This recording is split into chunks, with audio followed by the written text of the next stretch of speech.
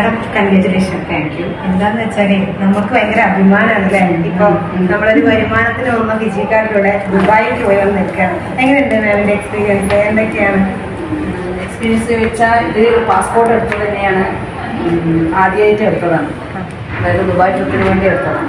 അത് Dubai trip achieve ആകണം എന്നുള്ള ഒരു ആശയോടുകൂടി വാശിയോടുകൂടി നമ്മുടെ പരിസരത്തൊക്കെ നെഗറ്റീവ് അടിച്ചുകൊണ്ടിരിക്കുന്ന സമയത്ത് ഞാനും അനിയത്തിയും കൂടിയാണ് ഫിജി കാർഡ് ചേർന്ന് കുറച്ച് ദിവസം ഒന്നും ചെയ്തില്ല, മിണ്ടാണ്ടിരുന്നു. പിന്നെ ഈ ദുബായിൻ്റെ പോസ്റ്റ് കണ്ടപ്പോൾ നമുക്ക് എന്തായാലും ദുബായിൽ പോകണം എന്നായിരുന്നു.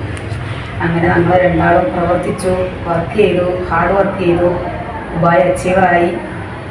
ദുബായിക്ക് പോയി. ഫസ്റ്റാണ് ഫ്ലൈറ്റ് കയറുന്നത്. കയറുമ്പോൾ ഒരു പേടി തോന്നി മനസ്സിലേക്ക്. എങ്കിലും അതൊരു വല്ലാത്തൊരു ആശയായിരുന്നു. അത് പഠിച്ചോ നിറവേറ്റി തന്നാലും അതിൽ വഴി കാണിച്ച് തന്നത് നമ്മുടെ കോച്ചേ സാറാണ്.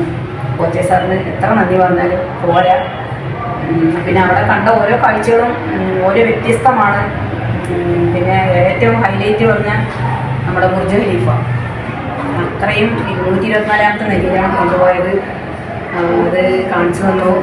എല്ലാം ഇങ്ങനെ നിന്ന് നോക്കുമ്പോൾ നമുക്കൊന്നും കാണുന്നില്ല. അതൊക്കെ ഒരു അതിശയങ്ങൾ തന്നെയാണ്, പറഞ്ഞറിയിക്കാൻ പാടില്ല.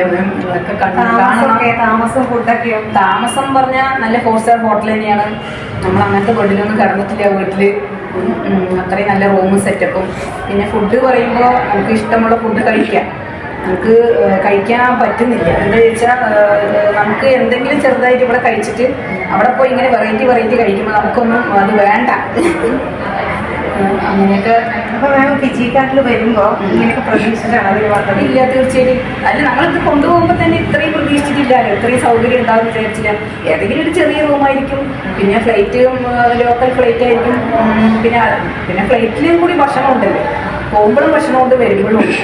പിന്നെ അവിടെ എല്ലാം കൊണ്ടും സ്കൂൾ കോളേജിൽ നിന്ന് ടൂർ പോയ തീർച്ചയായും കോളേജിൽ ടൂർ പോലെ പ്രവീൺ സാർ ഉണ്ടായിരുന്നു, ഗൈഡ് ഉണ്ടായിരുന്നു. നമ്മളെ കുട്ടികളെ എണ്ണം വയ്ക്കും പോലെ എണ്ണും, തലയെണ്ണും. ബസ്സിൽ കയറി ഓരോരുത്തരെയും അങ്ങനെ എല്ലാവരും ഉണ്ടോ എന്ന് നോക്കാൻ വേണ്ടി എണ്ണും. അപ്പോൾ ഞങ്ങളുടെ ബസ്സിൽ 42 പേരായിരുന്നു. ആ എണ്ണ കൊടുത്തിട്ട് ബസ് എടുക്കാറുള്ളൂ.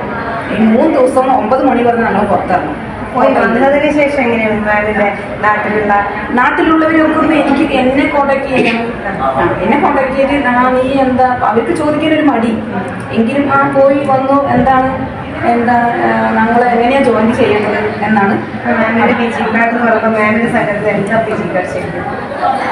ഫിജി കാർഡ് കഴിഞ്ഞ് നമുക്കൊരു ദൈവപക്ഷം പറയില്ലേ. അതിപ്പോൾ നമുക്കിപ്പോൾ അനുഭവിച്ച് അനുഭവിച്ചു. ഇനി അടുത്തത് മലേഷ്യൻ ട്രിപ്പ് ഉണ്ട്. അതിന് നമ്മൾ തുടങ്ങി പകുതി നിൽക്കുകയാണ്. പിന്നെ കുറച്ചുകൂടി മുന്നോട്ട് പോകണം. പഠിച്ചനുസരിച്ച് അത് പറഞ്ഞിരിക്കും എന്നുള്ളൊരു വിശ്വാസമുണ്ട്. ഞങ്ങളൊക്കെ പിന്നെ വേണം. പിന്നെ ഈ മലേഷ്യൻ ട്രിപ്പ് എപ്പോഴാണ് ഫിക്സ് ചെയ്തിട്ടെന്നും കൂടി പറഞ്ഞിട്ടുണ്ട്. അതായത് ജനുവരി ലാസ്റ്റ്, ഫെബ്രുവരി 1. അപ്പൊ ഇതിൽ കുറച്ച് പേര് വരാൻ പറ്റാത്തവര് ഡേറ്റ് കല്യാണം ആരൊക്കെ എന്തൊക്കെയോ പറഞ്ഞിട്ട് മിസ്സായവർ അല്ല, അതിൽ കൊണ്ടുപോകില്ല. ഇനി മലേഷ്യൻ ട്രിപ്പിൽ അച്ചീവർ ആയവരുണ്ടെങ്കിൽ ഈ പരിപാടി ഉണ്ടെങ്കിൽ ആ സമയത്ത് ഉണ്ടെങ്കിൽ മാറ്റിവെക്കാം. GM സാർ പറഞ്ഞതാണ്. നമ്മളെ ഇഷ്ടം നോക്കിയിട്ട് പോകാൻ വേണ്ടിയിട്ടാണ്. അത് കാരണം എല്ലാവരും മലേഷ്യൻ ട്രിപ്പ് അച്ചീവ് ആകണം. നമ്മുടെ ഗ്രൂപ്പിൽ എല്ലാവരും ഒരു flight full Fiji card family ആയിരിക്കണം എന്നാണ് പറഞ്ഞിരിക്കുന്നത്. അതുപോലെ നമ്മളും കൂടി ഒന്ന് ശ്രമിച്ചു കഴിഞ്ഞാൽ തീർച്ചയായിട്ടും നടക്കും. ഇപ്പം ഞാൻ മലേഷ്യക്കും അച്ചീവ് ചെയ്യാൻ പറ്റട്ടെ. ഞങ്ങളൊക്കെ ഉണ്ടാവും.